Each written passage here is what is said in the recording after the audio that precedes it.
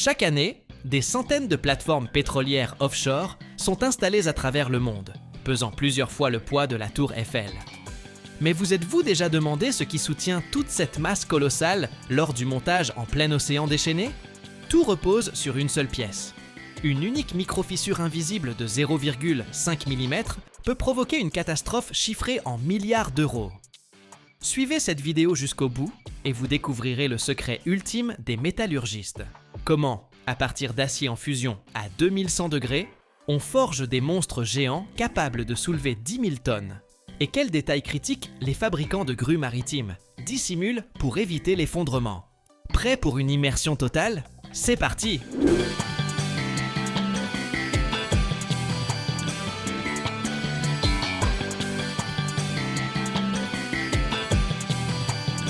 La fabrication des crochets de grues géants débute par la préparation rigoureuse de la matière première dans des ateliers métallurgiques spécialisés.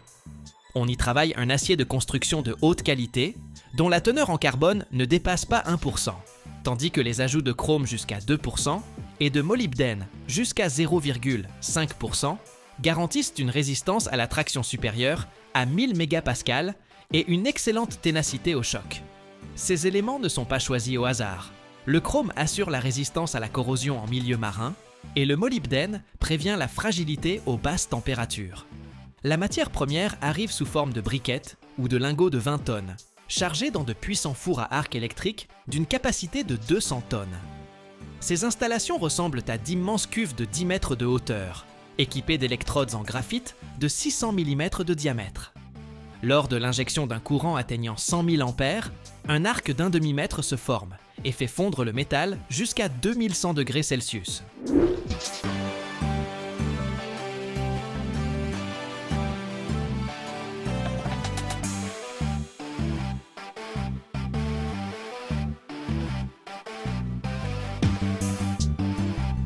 Le four pivote pour assurer un mélange homogène, tandis que les gaz sont évacués par de puissants filtres.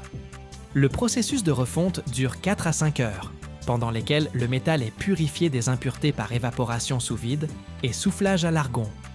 Le métal en fusion, d'un jaune éclatant, est coulé dans des poches revêtues de briques réfractaires. La température en sortie avoisine 1650 degrés. La poche est soulevée par des grues et transportée vers la ligne de coulée. Là se trouvent des moules, d'imposantes structures en acier pesant jusqu'à 200 tonnes, garnies d'un mélange sable-argile ou d'un revêtement métallique. Ces moules de 50 mètres de long sur 5 mètres de large sont déjà préparés en tenant compte d'un retrait du métal de 2%. La coulée s'effectue selon un angle de 45 degrés pour éviter les poches d'air. Le métal liquide, en un jet d'un demi-mètre de large, remplit le premier moule en 15 minutes. Ensuite, le moule est fermé par un couvercle et placé dans une zone de refroidissement contrôlée.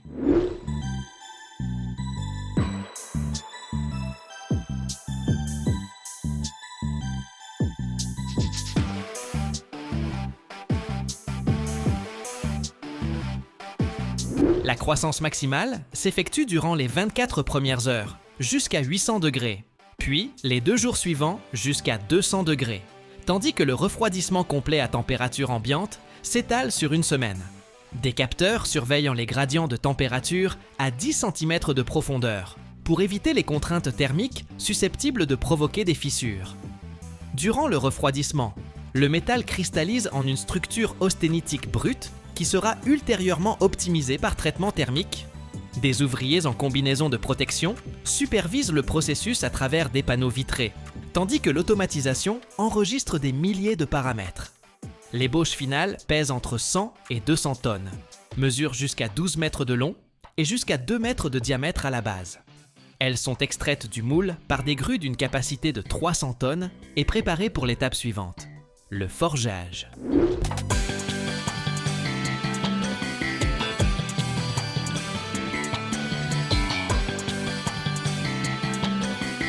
Une fois le long refroidissement terminé, la pièce métallique de 100 à 200 tonnes est extraite du moule par de puissantes grues et transportée vers l'atelier de forge. Un vaste espace de 2000 mètres carrés, sous une voûte de 25 mètres de hauteur. Là se dressent des presses hydrauliques d'une puissance allant jusqu'à 50 000 tonnes, des machines générant une pression de plusieurs millions de pascals. La pièce est découpée en sections de 6 à 8 mètres de longueur et chauffée dans des fours à gaz jusqu'à 1200 degrés Celsius.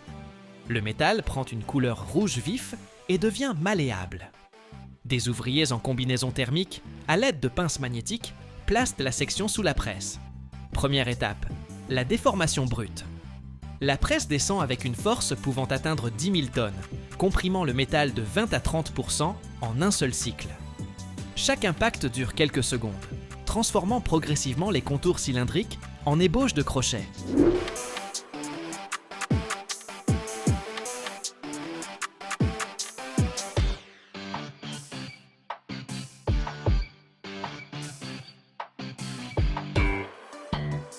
Vient ensuite le forgeage intermédiaire. Le métal est étiré, on y forme des ouvertures pour des câbles pouvant atteindre 60 cm de diamètre, ainsi que des anneaux d'une épaisseur de 15 cm. Les presses sont équipées de matrices complexes en acier haute résistance qui reproduisent la géométrie exacte du futur crochet. Le nombre total de cycles de forgeage atteint 50 par section, avec des interruptions pour un nouveau chauffage toutes les 10 à 50 minutes. L'étape finale consiste en l'usinage de précision de la partie active. Le diamètre de l'arceau principal du crochet atteint 1 mètre, l'épaisseur des parois 30 cm, le rayon de courbure 2,50 m.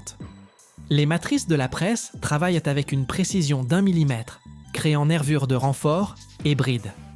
Après chaque frappe, un nettoyage à l'air comprimé sous 6 bars élimine les oxydes. Le moment clé, le traitement thermique. Le crochet est placé dans des fours de revenus, à 650 degrés pendant 20 heures. Cette opération élimine les tensions internes et optimise la ténacité au choc. Vient ensuite l'usinage mécanique sur fraiseuse.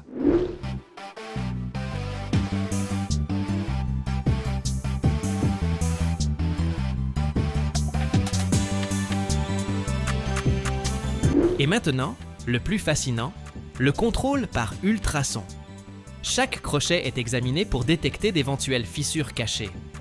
Les capteurs scannent le métal par onde à 5 MHz, révélant des défauts à partir de 0,5 mm.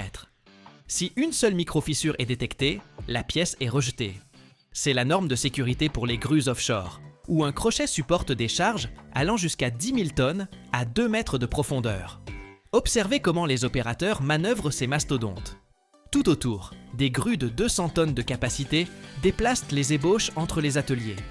L'usine produit jusqu'à 20 crochets par an, chacun valant des millions d'euros. Ils équipent les grues de sociétés comme Herema ou Saipem pour l'installation de plateformes pétrolières en mer du Nord. Ces crochets sont testés dans des bassins d'eau salée, simulant les conditions marines. Ils sont chargés jusqu'à 120% de leur capacité nominale, et le métal tient bon. La surface reçoit une couche époxy de 200 microns pour la protéger de la corrosion.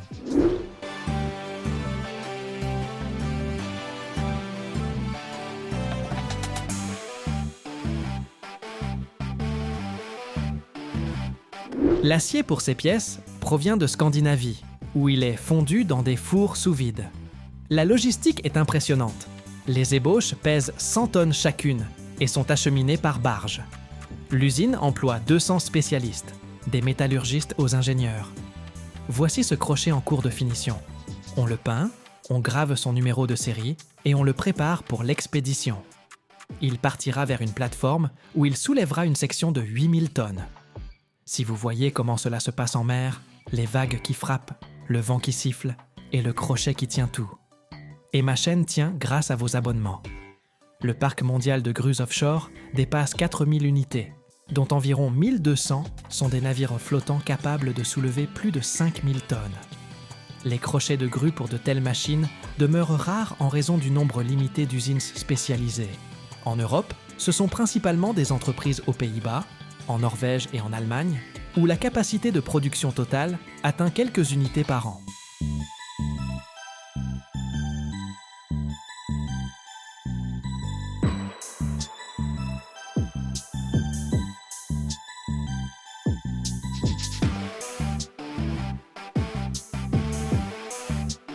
Ce gigantesque bloc d'acier pèse plus de 160 tonnes et sa fabrication a nécessité 8 mois de travail ininterrompu. Des centaines de milliers de litres d'eau, sous une pression phénoménale, traversent chaque seconde la roue de cette turbine hydraulique.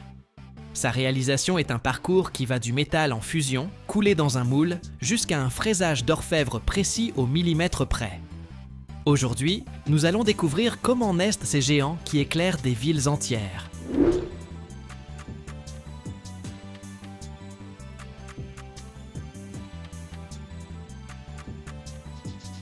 Tout commence dans la fonderie, un lieu qui évoque davantage la forge des dieux. Pour créer une roue destinée aux plus grandes centrales hydroélectriques du monde, il faut faire fondre simultanément une quantité prodigieuse d'acier. Il ne s'agit pas d'un acier ordinaire, c'est un alliage inoxydable spécial à haute teneur en chrome et en nickel, capable de résister pendant des décennies à la cavitation et à la corrosion. Le processus de coulée constitue un moment critique. Dans un moule gigantesque, fabriqué à partir d'un mélange spécial de sable et de résine, on verse le métal liquide dont la température dépasse 1500 degrés Celsius. Imaginez la scène. Plusieurs énormes poches se penchent simultanément et une rivière de feu vient remplir le moule. Mais le plus délicat reste le refroidissement. Une pièce aussi massive ne peut tout simplement pas refroidir en une nuit. Pour éviter les fissures internes et les tensions dans le métal, la roue repose dans son moule pendant plusieurs semaines. C'est un processus lent et contrôlé, où chaque degré compte. Lorsqu'on brise enfin le moule, nous découvrons une ébauche brute et sombre, qui ne ressemble que de loin au futur chef-d'œuvre d'ingénierie.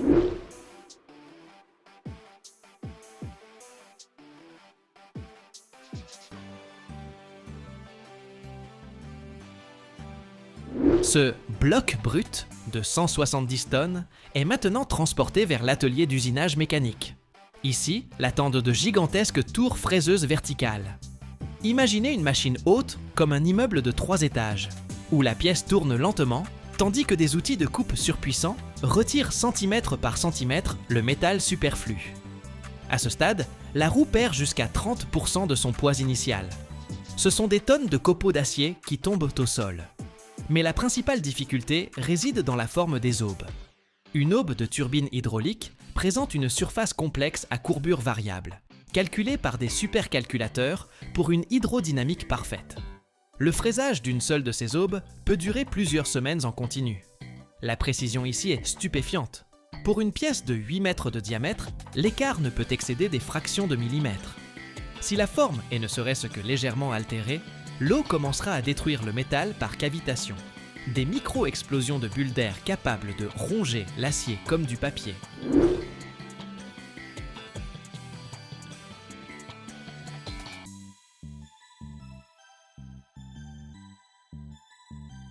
Une fois que la machine a terminé le gros œuvre, vient l'heure du travail manuel. Oui, vous ne rêvez pas. Même à l'ère des robots, la finition finale de ces géants se fait à la main. Des maîtres polisseurs, équipés de masques respiratoires et de combinaisons de protection, passent des semaines à polir la surface des aubes. Ce n'est pas une question d'esthétique. Plus la surface sera lisse, plus la résistance à l'eau sera faible, et plus le rendement de la turbine sera élevé. Une roue parfaite doit briller comme un miroir. Chaque cordon de soudure, chaque micro-fissure est minutieusement contrôlé par ultrasons et rayons X. La moindre porosité à l'intérieur de la coulée pourrait mener à la catastrophe, lorsque la roue se mettra à tourner à 75 tours par minute sous la pression d'une colonne d'eau de 200 mètres de haut.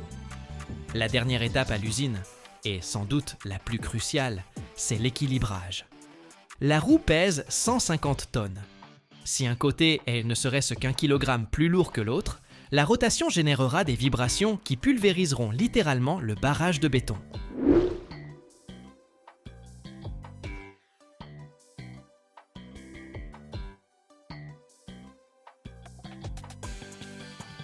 La roue est installée sur un banc spécial, où l'on vérifie son centre de gravité. C'est un travail d'une finesse inouïe. Les ingénieurs calculent où retirer encore quelques grammes de métal, ou, au contraire, ajouter des masses d'équilibrage. Une fois l'équilibrage terminé, ce géant peut se mettre à tourner littéralement d'une simple poussée de la main. C'est la magie de la physique et du calcul de précision. Lorsque ce titan d'acier quitte enfin l'atelier de polissage final, étincelant par la surface miroir de ses aubes, les ingénieurs font face à un défi qui, par sa complexité, n'a rien à envier à la fabrication elle-même. Vous pourriez penser que le plus dur est derrière eux, mais en réalité, la véritable aventure ne fait que commencer. L'acheminement de la roue mobile vers la centrale hydroélectrique est un cauchemar logistique et, en même temps, un spectacle extraordinaire. Car il s'agit d'un objet dont le diamètre atteint 10 mètres. C'est la hauteur d'un immeuble de 3 étages, couché sur le côté.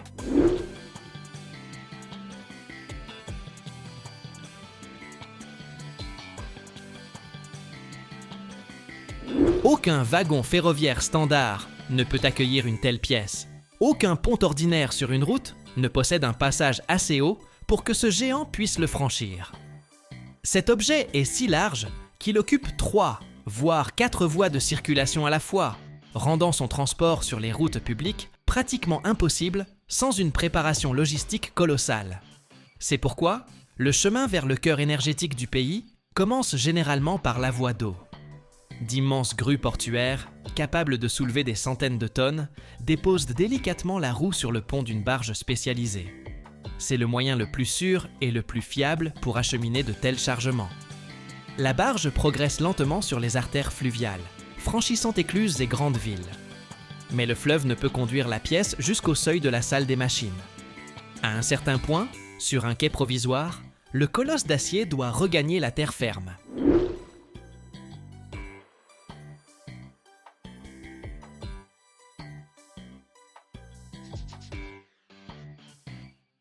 L'attend ici un transporteur modulaire multi-essieux, une merveille d'ingénierie, montée sur des centaines de roues, chacune contrôlée individuellement. Cet engin avance à l'allure d'un piéton, environ 5 km/h, et autour de lui se déploie une véritable opération spéciale. En tête du convoi marchent des équipes de monteurs. Ils démontent provisoirement les panneaux de signalisation gênant le passage, soulèvent ou carrément coupent et retirent les lignes électriques, pour éviter que la structure de 10 mètres de haut n'accroche les câbles sous haute tension.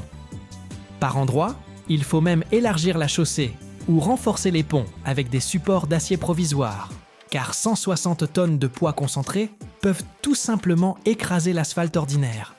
Chaque mètre du trajet est calculé à la seconde et au millimètre près. Ce voyage peut durer des semaines, attirant des foules de badauds le long des routes, car ce n'est pas tous les jours qu'on voit glisser devant sa palissade un morceau de la future histoire énergétique.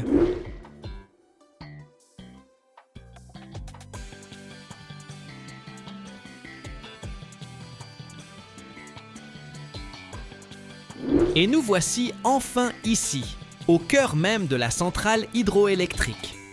La salle des machines nous accueille par un grondement qui fait vibrer l'air dans nos poumons.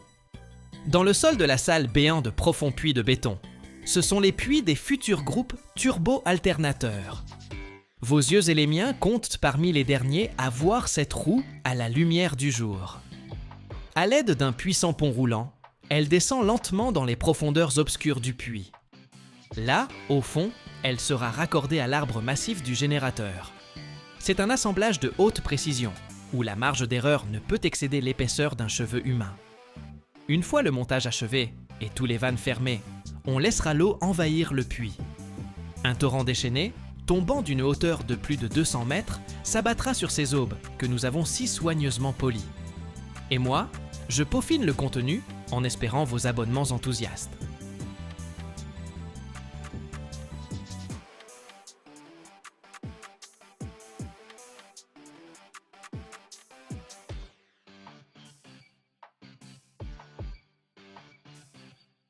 Chaque année dans le monde, plus de 100 millions de barils de pétrole sont raffinés quotidiennement. Un volume capable de remplir des milliers de piscines olympiques par heure. Mais parmi cette masse se trouve un pétrole que la plupart des raffineries redoutent. Le lourd brut mexicain Maya. Épais, noir, gorgé de soufre. Presque inutilisable pour les carburants modernes. Et c'est précisément ici, à Deer Park près de Houston, qu'on le casse, qu'on le purifie et qu'on le transforme en énergie pour tout un continent. Comment du quasi-mazout donne-t-il naissance à de l'essence? Et quel processus se cache derrière ces tours métalliques? Suivez-nous jusqu'au bout. Vous découvrirez ce dont même les ingénieurs ne parlent pas.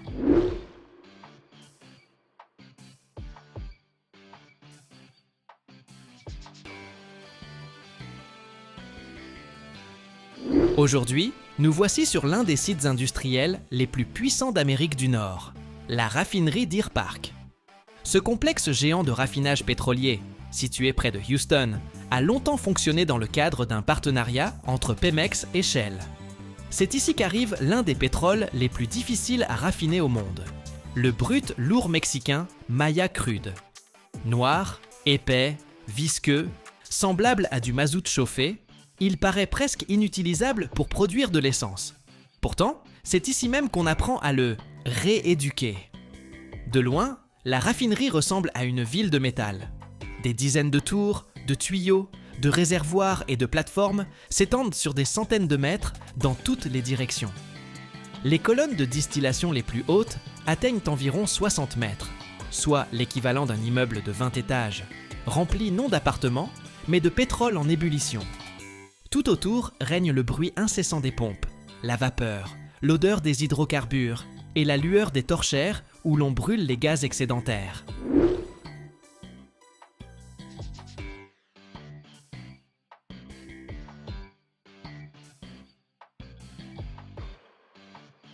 Tout commence avec l'arrivée du brut. Pétrolier ou pipeline, le Maya Crude est acheminé jusqu'au site de la raffinerie. Il est stocké dans d'immenses réservoirs de plusieurs centaines de milliers de mètres cubes. C'est là qu'on le maintient au chaud et qu'on le prépare pour la première étape, la distillation atmosphérique. Le brut est pompé dans une colonne de grande hauteur et chauffé à une température d'environ 350 degrés Celsius. À l'intérieur, il commence à s'évaporer et les différentes fractions montent à des niveaux distincts.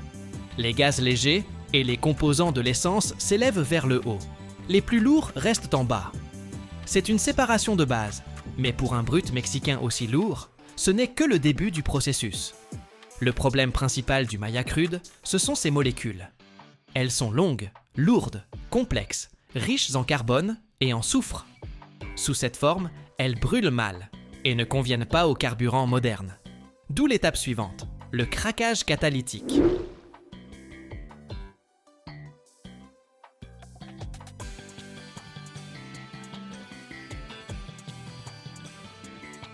Après la distillation primaire, les résidus sont dirigés vers des réacteurs spéciaux où s'opère le craquage des molécules.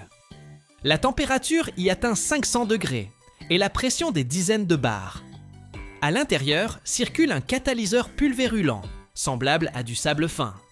Il est en mouvement constant avec les vapeurs de pétrole. Dans ces conditions, les longues chaînes d'hydrocarbures commencent à se fragmenter en chaînes plus courtes.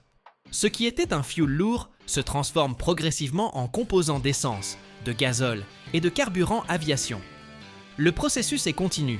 Le catalyseur s'use, se régénère, se réactive et retourne dans le réacteur. Après le craquage, le carburant est loin d'être prêt. Le pétrole mexicain contient énormément de soufre. C'est précisément lui qui rend le carburant sale, toxique et nocif pour les moteurs comme pour l'environnement. L'étape clé suivante est donc l'hydrotraitement.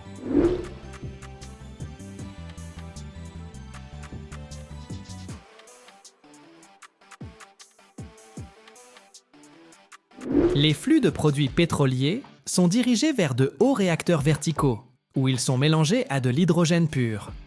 La température avoisine les 400 degrés. La pression dépasse 100 bars. Dans ces conditions, le soufre se sépare des hydrocarbures et se transforme en sulfure d'hydrogène.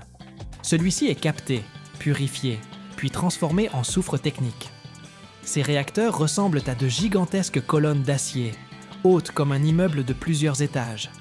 À l'intérieur, un système complexe de tuyaux, de catalyseurs et d'échangeurs thermiques. Tout fonctionne 24 heures sur 24, sans interruption, car même une courte pause signifierait des pertes se chiffrant en millions d'euros. Après purification, le carburant traverse encore plusieurs étapes: stabilisation, filtration, mélange avec des additifs. Chaque type d'essence ou de gazole obéit à sa propre formule précise. Des systèmes informatiques contrôlent la composition du mélange, l'indice d'octane, la volatilité et la température d'inflammation, avec une précision à une fraction de pourcent près.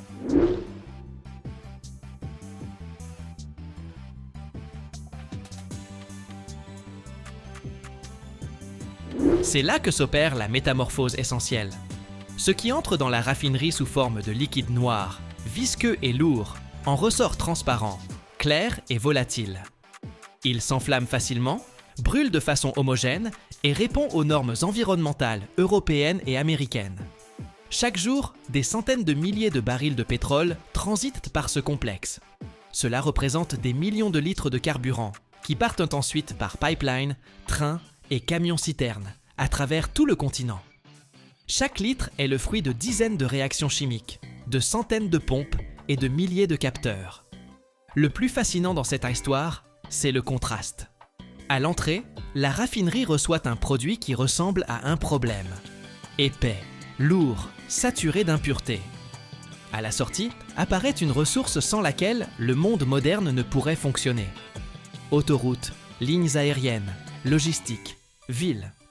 Tout commence ici, au milieu du métal, de la vapeur et de la haute pression.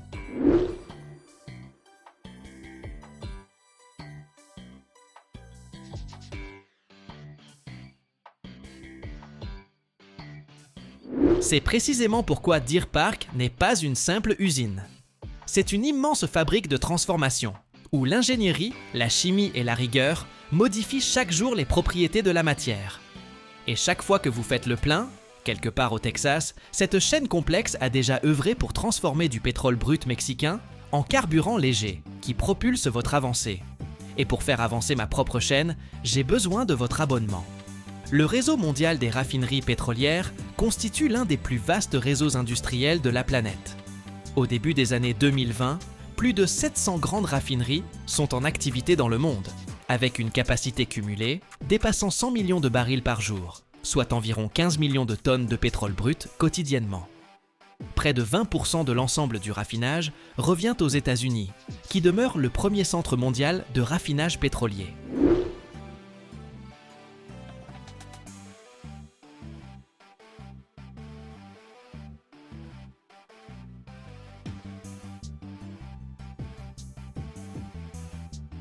En moyenne, une grande raffinerie moderne consomme entre 5 et 8% de sa propre production pour ses besoins internes.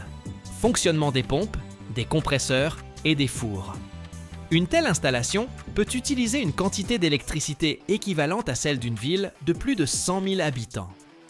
La consommation d'eau est elle aussi colossale, de 2 à 5 barils d'eau pour chaque baril de pétrole raffiné. Les statistiques montrent qu'un baril de pétrole brut permet d'obtenir en moyenne environ 45% d'essence, 30% de diesel et de carburéacteurs. Le reste se répartissant entre fuel lourd, gaz et produits pétrochimiques. Le pétrole lourd, notamment mexicain, nécessite 30 à 40% d'énergie supplémentaire pour son raffinage par rapport au pétrole léger.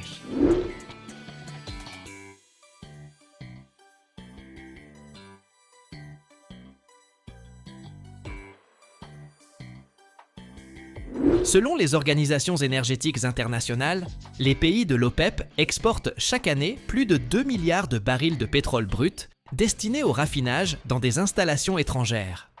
Par ailleurs, plus de 60% des capacités mondiales de raffinage ont été construites après 1990, ce qui témoigne du renouvellement constant du secteur.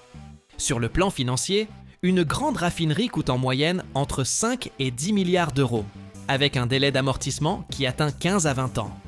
Même un arrêt d'une journée d'une telle installation peut entraîner des pertes de plusieurs dizaines de millions d'euros et avoir un impact immédiat sur les prix des carburants dans toute une région.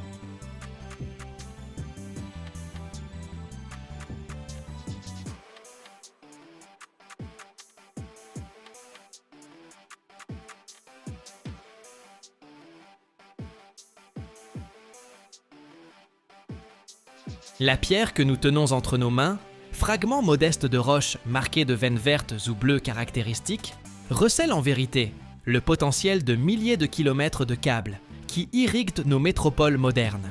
Le minerai de cuivre n'est pas un cristal raffiné, destiné à la joaillerie, mais le socle austère sur lequel repose toute l'architecture énergétique de la planète.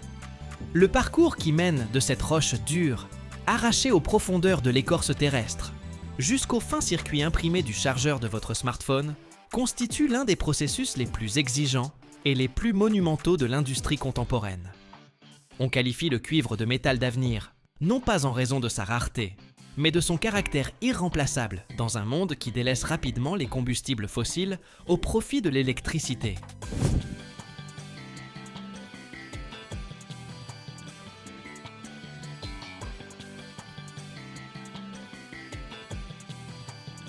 Tout commence au plus profond de la Terre, ou dans des carrières colossales, qui par leur taille, évoquent de véritables canyons artificiels. Les plus grands gisements de cuivre, comme l'Escondida chilienne ou Chuquicamata, sont d'immenses gouffres creusés dans le désert, où les machines travaillent 24 heures sur 24. L'extraction du cuivre est une affaire de volume considérable. La teneur en métal du minerai dépasse rarement 1% et descend parfois sous la barre du demi-pourcent. Cela signifie qu'il faut traiter des tonnes de roches pour obtenir quelques kilogrammes de cuivre pur. Le minerai se présente traditionnellement sous forme de sulfure ou d'oxyde, et chaque type exige sa propre approche. Le plus répandu est la chalcopyrite, un minéral complexe où le cuivre s'associe au fer et au soufre. Son éclat doré trompe souvent les chercheurs de trésors inexpérimentés, mais pour les industriels, cet éclat est le signal de la présence d'une ressource stratégique.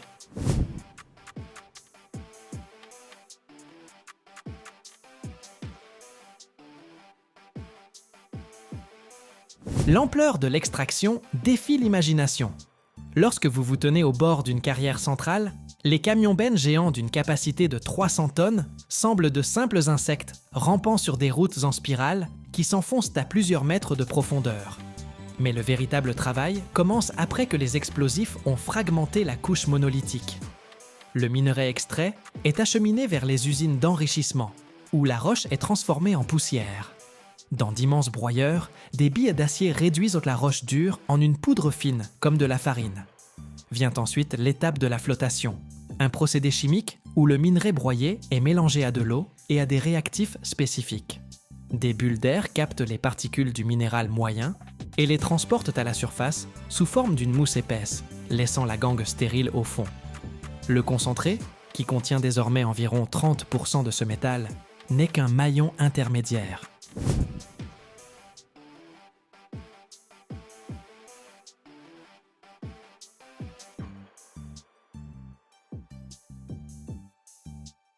La transformation du concentré en cuivre pur exige le feu et la haute tension. Dans les fours de fusion, à des températures dépassant 1000 degrés, les impuretés de fer et de soufre sont éliminées.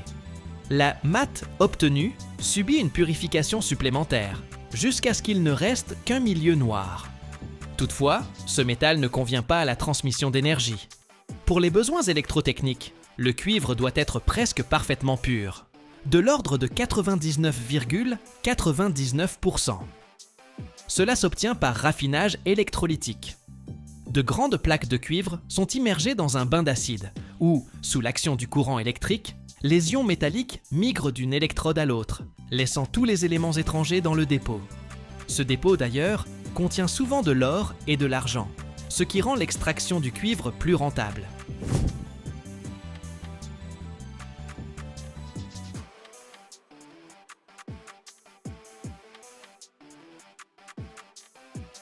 La transition énergétique, dont on parle aujourd'hui à tous les niveaux, est impossible sans cuivre. Si l'aluminium est devenu le métal de l'aviation, le cuivre forme le système nerveux du réseau électrique mondial. Chaque éolienne, chaque panneau solaire nécessite plusieurs fois plus de cuivre que les centrales thermiques traditionnelles. Une voiture électrique contient 4 fois plus de fils de cuivre qu'un véhicule à moteur à combustion interne. Ces kilomètres de câbles, dissimulés sous le capot, dans les murs des bâtiments et sous terre, assurent la circulation des électrons qui fait vivre notre civilisation.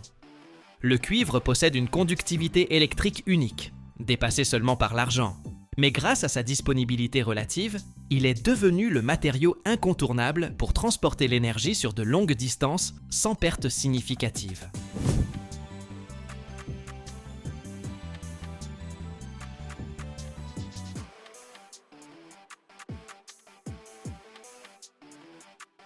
Les villes modernes sont, en substance, de gigantesques réservoirs de cuivre. Si l'on imaginait une mégapole dépouillée de son béton et de son verre, nous verrions apparaître un réseau incroyablement dense de filaments cuivrés. Ils parcourent chaque surface des gratte-ciel, assurant le fonctionnement des ascenseurs, de la climatisation, des salles serveurs et de l'éclairage. Dans un appartement contemporain standard, des dizaines de kilogrammes de ce métal sont enfouis. Une quantité considérable d'infrastructures techniques, des canalisations d'eau au système de chauffage, repose également sur le cuivre en raison de sa résistance à la corrosion et de ses propriétés bactéricides. C'est un métal qui non seulement conduit la lumière, mais protège aussi notre santé, en empêchant les microbes de proliférer sur les surfaces.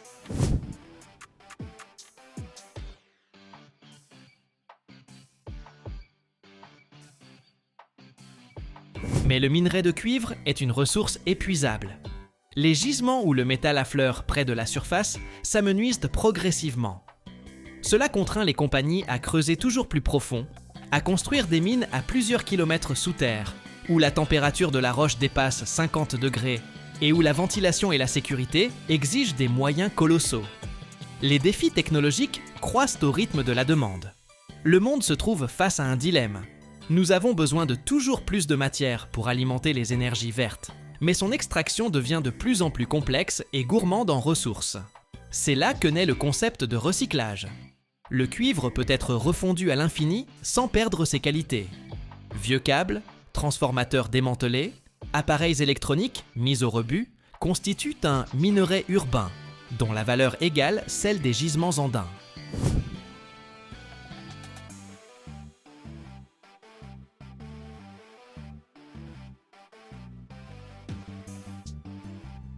Si la demande de cuivre augmente, cela signifie que de nouvelles usines se construisent, que les villes s'étendent et que les technologies progressent. Lorsque l'activité sur le marché du cuivre décline, cela annonce une récession mondiale. Aucun autre matériau n'entretient un lien aussi étroit avec la notion de progrès. Nous vivons à une époque où la numérisation semble éthérée et immatérielle, mais en réalité, chaque message envoyé par messagerie instantanée et chaque transaction bancaire physique transite par des ports et des câbles en cuivre. Le cuivre occupe une place particulière dans le développement des énergies renouvelables. Les parcs éoliens en mer nécessitent des milliers de tonnes de ce métal pour les câbles sous-marins reliant les turbines à la côte. Les vastes étendues de centrales solaires sont parcourues de barres collectrices et de fils qui captent l'énergie des photons pour la rassembler en un seul réseau. Sans ce métal, toute vision d'un avenir écologique et propre resterait lettre morte.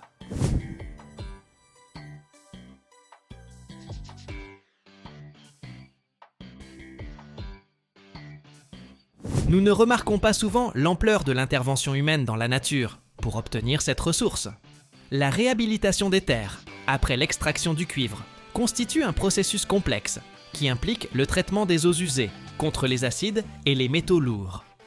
Les entreprises concernées dépensent des milliards de dollars pour que, après la fermeture des carrières, le territoire redevienne habitable. C'est là une partie du prix que l'humanité paie pour son confort et son indépendance énergétique. Toutefois, comparé à d'autres types de combustibles, le cuivre demeure l'une des solutions les plus rationnelles.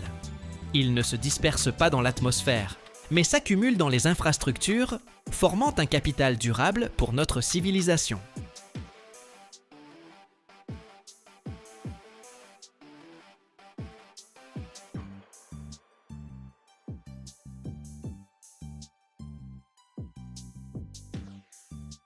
Si je vous disais que chaque litre d'essence contient des traces de vie qui existaient sur Terre il y a des millions d'années, et que sans elles, le monde moderne s'arrêterait tout simplement.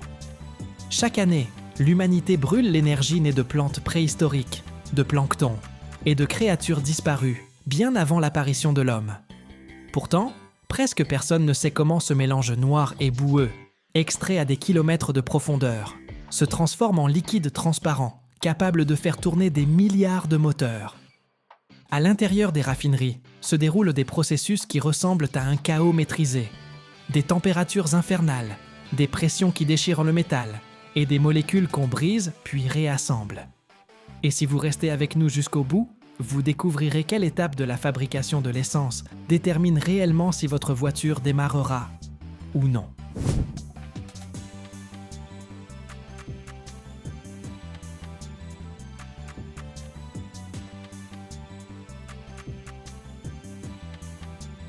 Tout commence avec le pétrole brut, extrait du sous-sol à des profondeurs pouvant atteindre plusieurs kilomètres. Ce pétrole n'est pas une substance homogène, mais un mélange complexe de milliers d'hydrocarbures différents, formés durant des millions d'années à partir de restes d'organismes anciens. Imaginez, les dinosaures, les plantes préhistoriques et le plancton se sont transformés sous l'effet de la pression et de la température, en ce qui fait aujourd'hui tourner notre civilisation moderne. Incroyable, n'est-ce pas? Lorsqu'on l'extrait, le pétrole présente des aspects différents selon le gisement. Il peut être presque noir et épais comme de la mélasse, ou bien plus clair et fluide. Il contient un mélange de molécules de taille variée, depuis de minuscules gaz jusqu'à d'énormes composants lourds. Et la mission d'une raffinerie, c'est justement de séparer tout ce mélange en produits utiles, dont l'essence fait partie.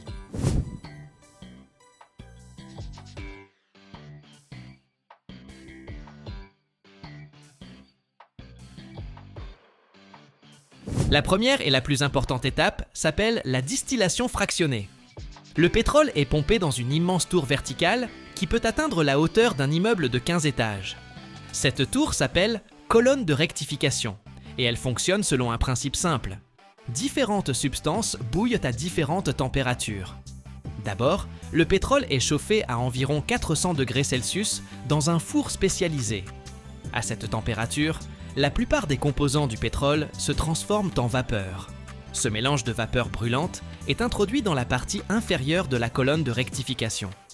À l'intérieur de la tour sont installés des dizaines de plateaux horizontaux à différentes hauteurs. Et c'est là que commence la véritable magie de la séparation.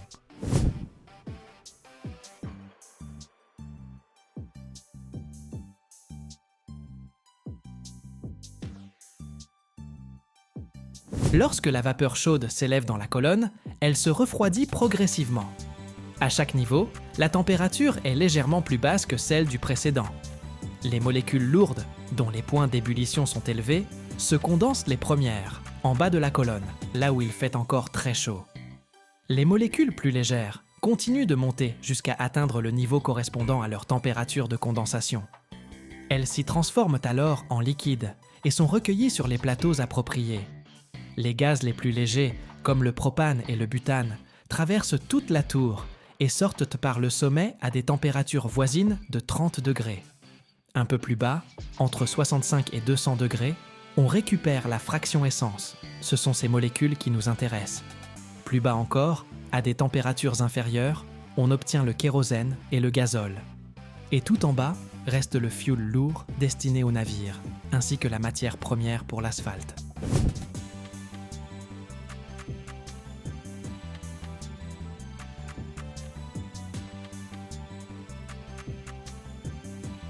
Mais voici le hic. Si l'on se contente de fractionner le pétrole brut, on n'obtient pas beaucoup d'essence, environ 15 ou 20% du volume total. Or, la demande d'essence est colossale, bien supérieure à sa teneur naturelle dans le pétrole. Les raffineurs ont donc imaginé une astuce pour en produire davantage à partir de ce qu'ils ont, un procédé appelé craquage. Le craquage consiste à briser de grosses molécules lourdes en molécules plus petites, adaptées à l'essence. Plusieurs méthodes existent.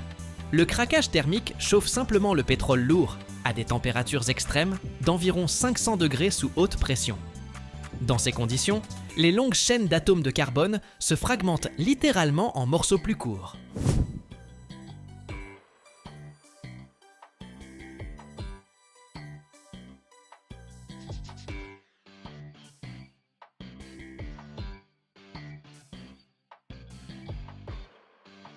Une méthode encore plus efficace, le craquage catalytique. On utilise ici des substances spéciales, les catalyseurs, généralement des aluminosilicates, qui accélèrent les réactions chimiques sans avoir à chauffer à des températures aussi folles. On mélange le pétrole lourd avec une poudre chaude de catalyseur à des températures proches de 1000 degrés, et les molécules se scindent bien plus rapidement et efficacement. Après la réaction, le catalyseur est régénéré et réutilisé encore et encore. Il existe également l'hydrocraquage, où l'on ajoute, outre la haute température et le catalyseur, de l'hydrogène sous pression, jusqu'à 1 tonne, voire 1,5 tonnes par pouce carré. L'hydrogène aide à nettoyer les molécules en éliminant le soufre et l'azote, qui peuvent être nocifs. Ce procédé donne l'essence la plus pure et de la meilleure qualité.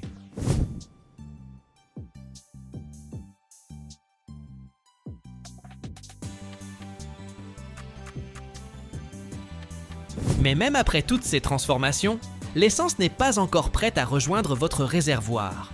Il faut améliorer ses propriétés par des procédés appelés reformage et alkylation.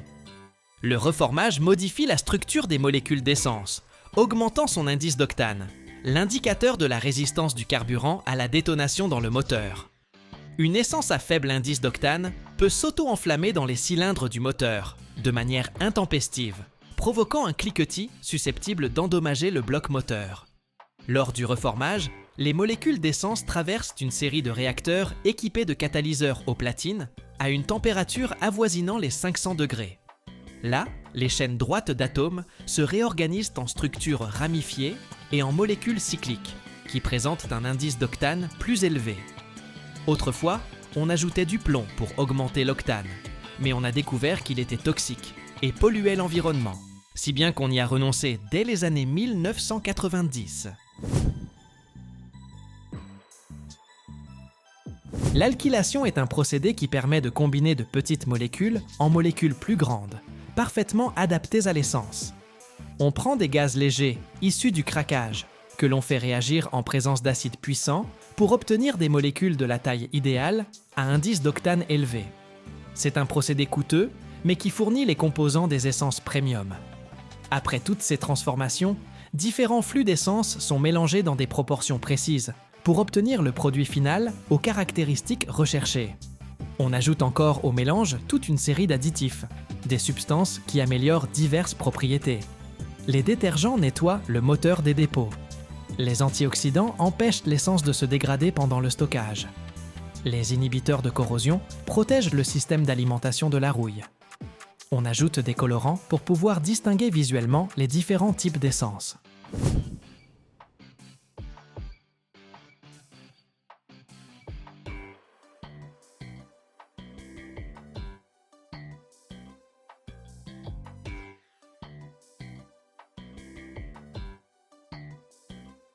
Dans de nombreux pays, on ajoute obligatoirement de l'éthanol à l'essence, un alcool fabriqué à partir de maïs ou de canne à sucre. Il représente généralement 10% du volume, parfois davantage.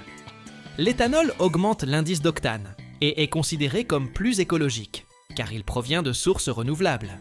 Bien que l'on débatte encore de ses véritables bénéfices environnementaux, compte tenu de toute l'énergie dépensée pour cultiver la matière première.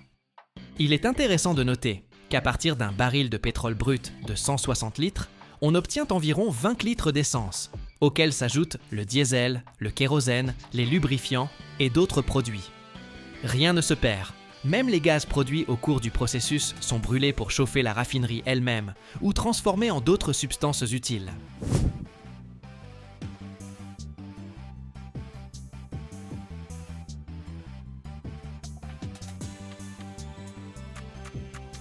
Une raffinerie moderne, c'est une véritable cité de tuyaux, de tours, de réacteurs et de réservoirs qui peut s'étendre sur plusieurs kilomètres carrés.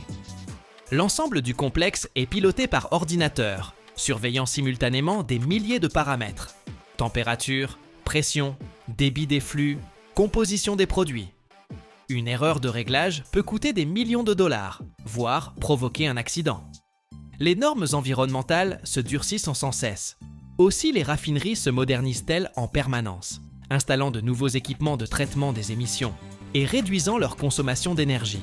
La production d'essence est devenue bien plus propre qu'il y a 30 ou 40 ans, même si elle reste très énergivore et continue d'avoir un impact sur l'environnement.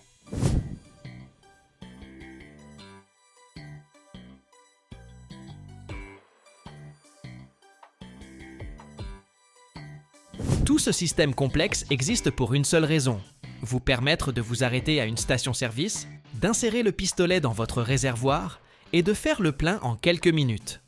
Derrière ces quelques minutes se cachent des géologues qui cherchent le pétrole, des ingénieurs qui conçoivent les puits et les raffineries, des chimistes qui développent les catalyseurs et les additifs, des techniciens qui assurent le bon fonctionnement des équipements, des chauffeurs qui livrent le carburant. Une industrie mondiale qui fonctionne 24 heures sur 24 pour que le monde continue d'avancer. Et même si l'on parle beaucoup aujourd'hui de voitures électriques et d'énergie renouvelable, l'essence restera encore longtemps le carburant principal pour des milliards de véhicules à travers le monde. C'est le fruit d'un siècle de réflexion technique, de recherche chimique et d'innovation technologique. La transformation d'une matière organique millénaire en énergie moderne.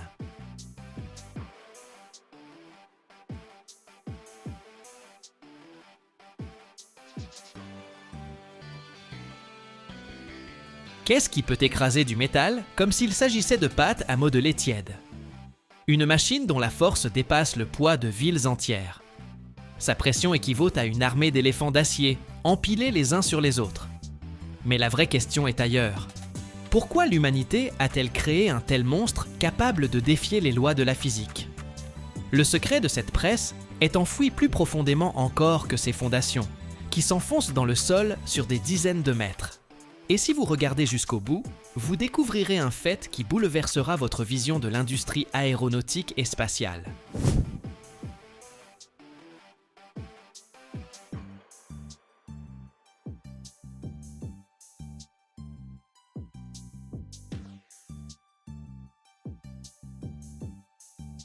Mais qu'est-ce que cela représente réellement?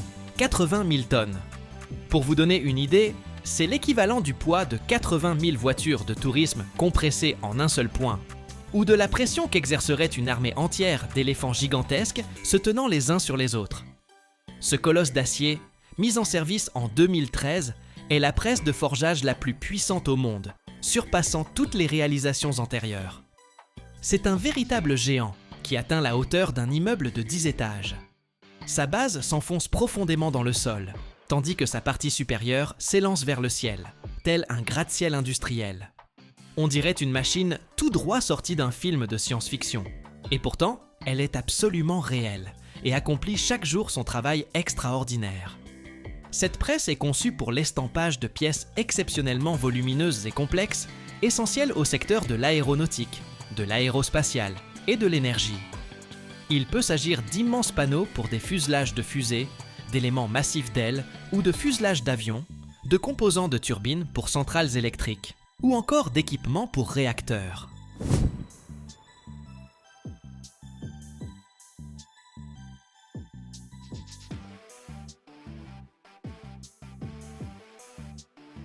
L'histoire de ces presses géantes constitue une véritable épopée, étroitement liée à l'époque de la guerre froide. C'est précisément lorsque les États-Unis et l'URSS se livraient une compétition acharnée pour la domination dans la course spatiale et l'industrie militaire qu'est apparue la nécessité de structures métalliques ultra résistantes et monoblocs. Les Américains furent les premiers à construire des presses d'une puissance de 50 000 tonnes, leur permettant de créer de grandes pièces aéronautiques sans soudure, ce qui améliorait considérablement la fiabilité. L'Union soviétique ne tarda pas à répliquer, en créant une presse encore plus puissante de 75 000 tonnes, devenue elle aussi une légende de la pensée ingénieuse. Ces titans de leur époque représentaient le summum des technologies métallurgiques, symbole de la supériorité technique et de la puissance industrielle des superpuissances. Il s'agissait de véritables monstres, capables de façonner le métal avec une force qui semblait presque impossible.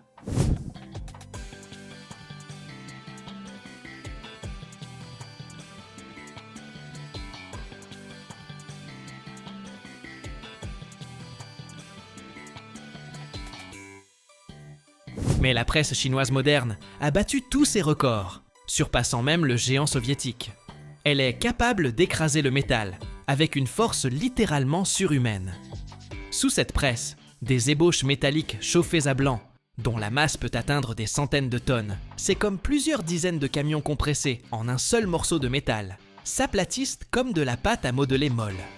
Le métal, chauffé jusqu'à briller d'un éclat rouge ou jaune, subit une pression incroyable. Il ne se déforme pas simplement. Il s'écoule sous l'action de cette force colossale, lentement mais inexorablement, pour prendre la forme souhaitée, préalablement conçue. Ce n'est pas de la coulée, c'est du forgage, un procédé qui renforce la structure du métal, le rendant plus dense et plus résistant que n'importe quelle pièce moulée. C'est précisément cette capacité, fabriquer des pièces forgées monoblocs de dimensions gigantesques, qui constitue l'avantage principal et la caractéristique déterminante de telles presses. Imaginez, vous pouvez obtenir une grande poutre pour l'aile d'un avion ou un élément de coque de réacteur sans la moindre soudure.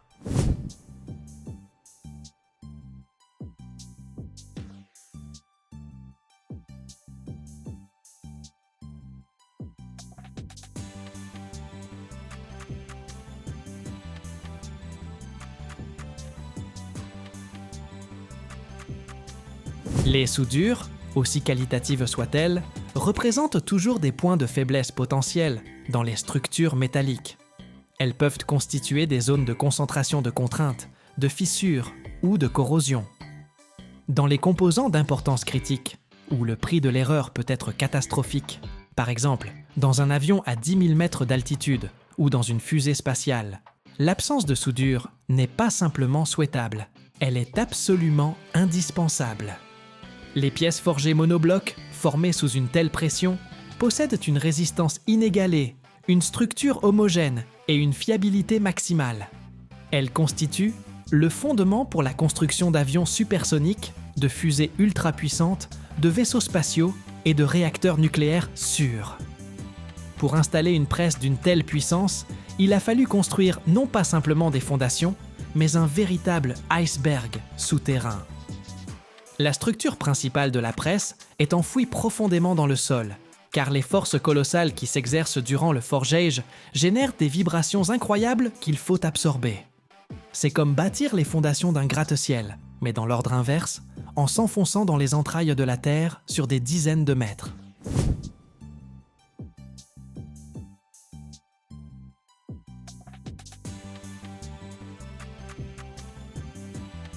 L'installation même d'un tel équipement constitue une opération logistique plus complexe que le lancement d'une fusée spatiale. Les pièces de la presse arrivaient sur place par centaines, puis elles étaient assemblées sur site à l'aide de grues géantes et d'équipes d'ingénieurs qui travaillaient pendant des années. Par ailleurs, la force d'une presse de 80 000 tonnes ne représente pas simplement une pression, mais une transformation contrôlée du matériau au niveau microscopique. Sous une telle influence, la structure cristalline du métal se modifie. Les grains deviennent plus fins et plus denses, ce qui lui confère des propriétés mécaniques exceptionnelles. C'est comme améliorer le métal jusqu'à son niveau maximal. Il est également intéressant de noter que le fonctionnement d'un tel géant nécessite une quantité colossale d'énergie. Ce n'est pas simplement brancher une prise. Pour assurer le fonctionnement des pompes hydrauliques et maintenir une pression stable, il faut une centrale électrique puissante.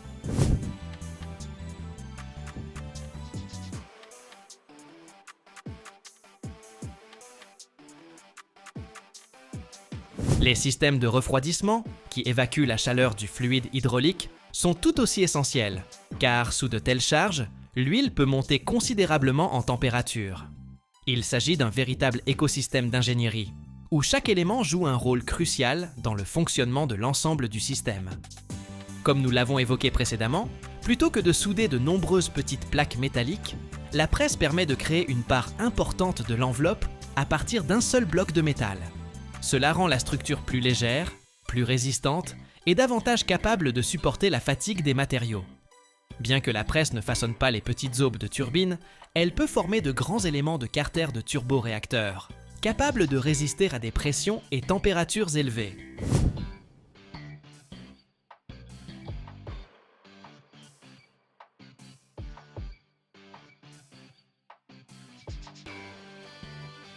Au-delà du secteur aérospatial, où chaque kilogramme de poids et chaque millimètre de fissure peuvent avoir des conséquences catastrophiques, cette presse forge également des composants pour l'énergie nucléaire et thermique.